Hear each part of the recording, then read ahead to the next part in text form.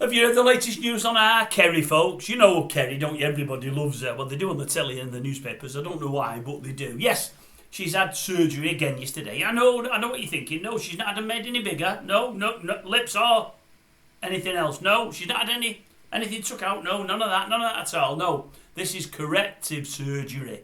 She had problems with the old ooter. Well, not that you and me would be able to see.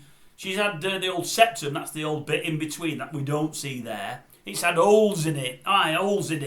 And she's constantly sniffing and got a runny nose because of it. It's down to her years of cocaine abuse. She said she was the champione when it came to sniffing the old white powder. She said, yes, it was me only friend through many a year. I thought, did you never get friendly with any of your husbands? You have kids with enough of them. Anyway, no, that was her only friend, Coke. She said, no, she said, it's been awful. She does say she's not had it for 15 years. Now, whether that's true or not, I don't know. What they've had to do in the operation, they've had to take a bit of cartilage from a rib down here, to put in there to try and stiffen it up and close up the holes. A surgeon thinks it's going pretty well, or gone pretty well. Some have said, well, save the rib, take the rib out, save the rib.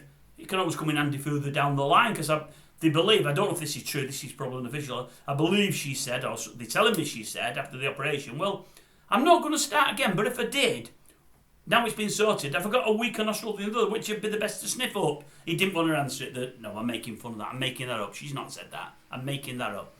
What else did she say? She said she's not touched it for 15 years. She said, but it's been embarrassing for that length of time, because as I say, all she's been doing is sniffing, blowing her nose and whatever else, because it's constantly running. She said, but it's all down to the fact that she's been bipolar for many a year, and nobody knew what it was. It wasn't a term years ago. She said she thought it was a sport. You make it, well, it is a sport, Kerry, as it turns out. And you were almost champion. You were second best in Great Britain at it. Francis from State School, he beat you, or Francis Rossi. He lost his septum as well. Had a big old there many a year ago. He was the first to get it done. You're the second.